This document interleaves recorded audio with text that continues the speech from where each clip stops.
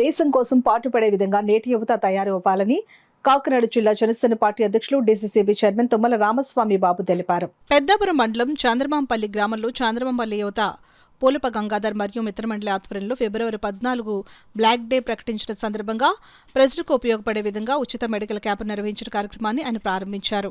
ముందుగా పుల్వామా ఉగ్రవాదుల దాడిలో ప్రాణాలు కోల్పోయిన వీర జవాన్లకు పూలమాలతో నివాళులర్పించి అనంతరం మెడికల్ క్యాంపును సందర్శించారు. ఈ సందర్భంగా తుమ్మల రామస్వామి బాబు మాట్లాడుతూ మన దేశం కోసం మన దేశ ప్రజల కోసం ప్రాణాలర్పించిన వీర జవాన్ల సేవలు ఎన్నటికీ మర్చిపోకూడదని, అదేవిధంగా జై జవాన్ జై కిసాన్ అంటూ అహర్నిశలు కష్టపడుతున్న రైతులను కూడా ఎప్పటికీ మర్చిపోకూడదని అన్నారు.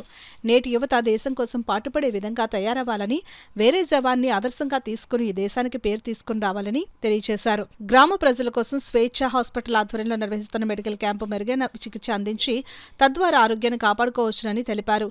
ఈ కార్యక్రమంలో చాంద్రమాంపల్లి కూటమి నాయకులు రేలింగి వెంకటరమణ, రేలింగి బుజ్జి, కంటెబేని ప్రసాద్, నూకలమంతి నాగు, ద్వారంపుడి చల్లారావు, బండి రఘుబాబు, నీటి సంఘం వైస్ ప్రెసిడెంట్ జట్ల విజయబాబు, సలీపల్లి నాగభూషణం తదితరులు పాల్గొన్నారు.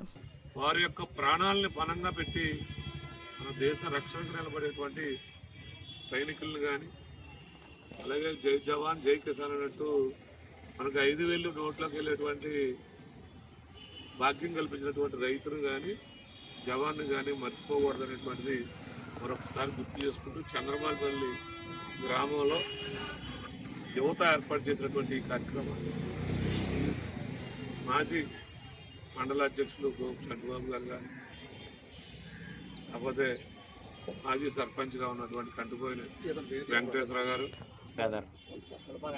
పులపా గంగాధర్ గారు కానీ, బుజ్జి గారు, రేలంగి వెంకటరావు గారు, కంటుపోయిన ప్రసాద్ గారు, జట్ల విజయ్ గారు, ధర్మాని గారు, నానాజీ గారు, అలాగే స్కూలు విద్యాసంస్థ అధినేత తేజ గారు, అందరూ కూడా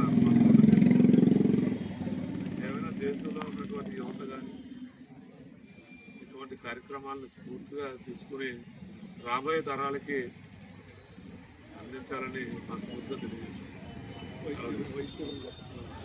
అలాగే ఈ సందర్భంగా ఏదైతే ఈ అమర జవాన్లకి నివాళులు అర్పించడంతో పాటు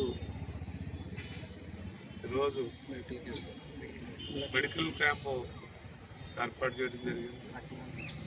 అక్షయ బ్లడ్ సెంటర్ అనేటువంటి వారు ప్రోత్సాహంతో రక్తదాన శిబిరం, అలాగే మెడికల్ క్యాంపు కూడా ఏర్పాటు చేసి ఇక్కడ పరిసర ప్రాంత ప్రజలందరికీ కూడా అందుబాటులో ఉండే విధంగా ఈ రక్తదాన శిబిరాన్ని ఏర్పాటు చేయడం.